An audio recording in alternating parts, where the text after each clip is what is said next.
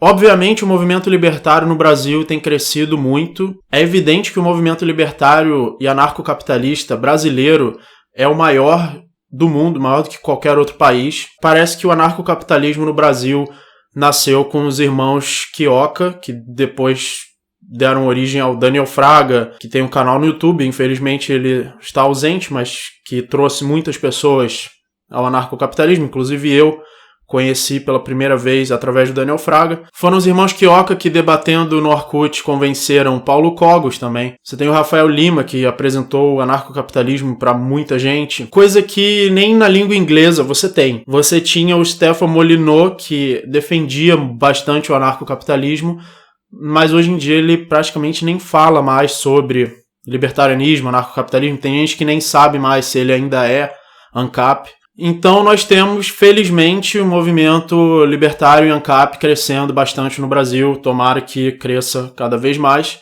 Quem sabe isso possa influenciar a política brasileira, porque nesse ponto é que eu acredito que se pode usar a política a favor do libertarianismo. Eu não acredito que seja viável entrar na política para afetar a política por dentro, mas eu tenho plena consciência de que as ideias que se espalham entre a população, as ideias que se tornam populares, que se tornam aceitas, que nos debates intelectuais se sobressaem, aqueles argumentos que vencem os argumentos opostos, acabam influenciando a política. E eu tenho bastante convicção de que as ideias afetam muito mais a política do que a própria política. A política é uma consequência das ideias da população e não a causa. Então a população vai demandar por alguma coisa na política de acordo com as ideias que as pessoas têm e a política vai refletir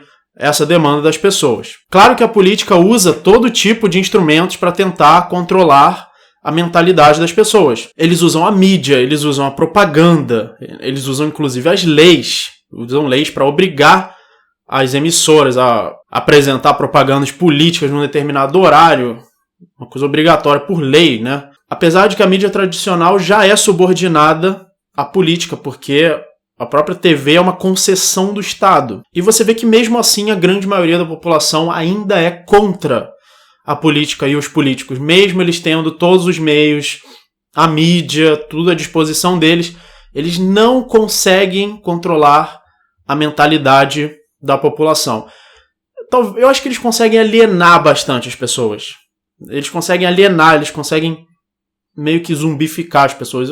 Para mim, é isso que a mídia tradicional faz. Mas isso não ganha o apoio das pessoas. A grande maioria dos brasileiros é contra a classe política. Uma coisa que a gente sempre tem que ter em mente é que as ideias é que são o coração do libertarianismo e de qualquer movimento político. Porque, na verdade, o que é o capitalismo, o que é a propriedade, o que é a ética, se não ideias, são coisas abstratas. Essas coisas não existem fisicamente, elas existem como ideias, elas existem na mente humana e é isso que move a história da humanidade. São essas ideias que influenciam as mentes humanas e as mentes humanas, então, organizam a sociedade, a civilização, de acordo com essas ideias abstratas. E essas ideias foram surgindo aos poucos. Um pensador que influenciou outro pensador, que depois influenciou outro pensador. Um dos primeiros pensadores a trazer a ideia de valor subjetivo, a ideia de economia que nós chamamos hoje de escola austríaca, foi o Karl Menger, que é considerado o fundador da escola austríaca. Ele se opôs às ideias de Marx e defendeu que o valor dos bens econômicos é subjetivo, é dado pela mente humana. Depois a escola do Karl Menger acabou influenciando Mises, e Mises deixou explícito a praxeologia, que é o estudo da ação humana. Rothbard, que aprendeu com Mises, acabou fundamentando uma ética que justificava o direito de propriedade. A escola austríaca ela já mostra que o direito de propriedade é aquilo que vai trazer as melhores consequências economicamente. Rothbard já foi o primeiro que sistematizou isso de uma forma ética, sistematizou a propriedade privada como uma ética. Depois Roper fez várias contribuições, tanto fundamentando quanto detalhando. Agora, essas ideias já existem há muitas décadas. O libertarianismo já existe há muitas décadas. O anarcocapitalismo, que é a parte ética do austro-libertarianismo, né? O austro-libertarianismo é a união entre a escola austríaca, que é econômica, e o libertarianismo, ou anarcocapitalismo, que é ético. A escola austríaca já existe há séculos, mas o movimento anarcocapitalista no Brasil, há 5 anos atrás, praticamente não existia, era praticamente nulo. E em muitos países ele ainda é praticamente nulo. Em muitos países ele é fraco também. Por exemplo, nos Estados Unidos, o movimento libertário quase não tem anarcocapitalistas, é quase totalmente de minarquistas, no estado mínimo. Eles não se deram conta ainda de que o anarcocapitalismo faz muito mais sentido. Então, ideias que já existem há décadas, que já existem há séculos, e que só recentemente essas ideias estão influenciando as pessoas. Então, acho muito importante a gente ter essa consciência de que são as ideias que fazem um movimento político ou um movimento anarquista. As ideias são o fundamento, elas são do que se constitui o próprio movimento, porque se você tirar as ideias do movimento, não sobra nada. São as ideias que dão também a qualidade do movimento. Se você não tiver ideias de qualidade, o seu movimento não terá qualidade, as ações dessas pessoas também não terão qualidade e as consequências também não terão qualidade. Em grande parte, as ideias libertárias estão se espalhando mais recentemente, e não décadas atrás, por causa da internet, porque os meios de comunicação que as pessoas usam mudaram. Os meios de comunicação se tornaram menos centralizados. A mídia antes era apenas a mídia tradicional, uma mídia centralizada, controlada e supervisionada pelo Estado, que infelizmente as pessoas ainda consomem essa mídia tradicional. Mas hoje existe a mídia alternativa, a mídia da internet, como por exemplo esse canal, onde a ideia do canal foi minha, a câmera é minha, eu faço tudo sozinho, eu tenho apoiadores, eu tenho doadores, eu tenho patrocinadores que eu consegui ao longo do tempo, e sou eu defendendo minhas próprias ideias num livre mercado de ideias, num livre mercado de vídeos. Nós temos também fóruns, grupos de Facebook, acho que no Brasil o lugar onde as pessoas mais se encontram para debater ideias é o Facebook. Infelizmente, 99% do Facebook são memes, palhaçada, mas eu acho que é importante até mesmo participar de grupos, mesmo que eles se baseiem quase totalmente em memes e palhaçadas, porque as pessoas acabam aprendendo alguma coisa até mesmo desse jeito. E eu não tenho nada contra o humor prende a atenção, eu acho ótimo essa cultura da internet, de memes, e acaba sempre existindo um debate no Facebook.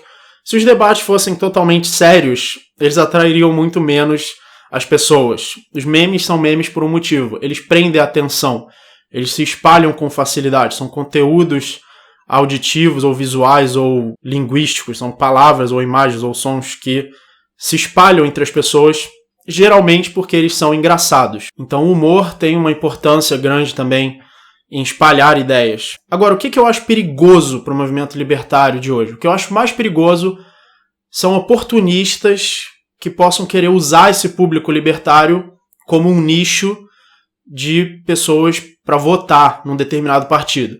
Então, eu abri um partido aqui. Sabe, o nosso partido é liberal, é libertário, defende liberdade econômica. Então, essas pessoas, o que elas querem, na verdade? Ter uma profissão de parasita, ficar sentado sem fazer nada e ganhar um salário alto porque um bando de otário votaram nele. E isso, com certeza, vai estragar a qualidade do movimento. Se o movimento libertário brasileiro se transformar num movimento político, num movimento que fica se preocupando em votar, que tem representantes na política. Então, nós somos um movimento político com representantes na política. Isso eu acho perigoso, eu acho que vai corromper a qualidade do movimento e eu acho que foi isso que aconteceu nos Estados Unidos. Por isso que o movimento libertário dos Estados Unidos é muito fraco, é minarquista, nem sequer é anarquista. E como eu já disse, se as ideias não forem de qualidade, o movimento não vai ter força e os resultados não serão de qualidade. Até mesmo para alcançar o resultado de um Estado mínimo, até mesmo para diminuir o Estado, o melhor jeito é com ideias anarquistas. Por quê? Porque essas ideias estão certas, que essas ideias são lógicas, que essas ideias fazem sentido, ao contrário das ideias do Estado mínimo. Então essas ideias vão ter mais força para influenciar até mesmo a política. A política vai ser mais influenciada pelas ideias de fora, e não por pessoas lá dentro. Pessoas lá dentro querem o quê? Ganhar um salário, querem parasitar. O que pode mesmo influenciar a política, influenciar a mídia, influenciar o pensamento das pessoas, o pensamento da população, o que as pessoas falam nas redes sociais, a que grupos as pessoas se associam, o que as pessoas se denominam e as ideias que elas associam a isso. O que pode influenciar isso são as ideias. As ideias são todo o combustível de qualquer movimento político. Então, se o movimento libertário tiver mais consciência das ideias, der mais importância às ideias do que representantes na política, eu acho que ele vai ser um movimento forte, saudável, que vai realmente carregar a ideia da anarquia em frente. Mesmo que 99% sejam memes, seja um grupo de zoeira, isso não importa, não é isso que vai impedir o libertarianismo de se espalhar, pelo contrário, isso vai ajudar a espalhar o libertarianismo. Agora, se o movimento der mais importância aos representantes na política, daqui a 4 anos eu vou votar no João da Silva Cocô Bostonildo para vereador de um vilarejo no meio do Acre, se o movimento for burrificado o suficiente para acreditar que isso é que vai ajudar o libertarianismo, a liberdade, a propriedade, a ética, aí eu acho que ele pode ser corrompido. Assim como a esquerda corrompeu o liberalismo, nos Estados Unidos, antes liberal, era aquele que defendia a liberdade econômica. Hoje, liberal nos Estados Unidos é um esquerdista que defende um Estado grande. Libertário, originalmente, era um anarquista. Agora, libertário nos Estados Unidos é o que antes era liberal. Então, você vê como movimentos políticos sempre querem corromper certas denominações para usá-las em proveito próprio, para usá-las para os seus próprios interesses, que é se eleger, que é ter um público para votar neles, que é ter um nicho. Esse nicho aqui eu posso me aproveitar disso para votar em mim e viver parasitando o imposto. Então a gente tem que aprender com isso, aprender com os erros de outros movimentos, de outros países também, e nós não podemos deixar que o libertarianismo seja corrompido por essas ideias estatistas. Então é isso, esse vídeo já ficou longo, eu vou continuar fazendo outros vídeos comentando mais sobre o movimento libertário. Inscreva-se no canal, ajude o meu canal fazendo doações através do meu Apoia-se, que está na descrição. Muito obrigado e até o próximo vídeo.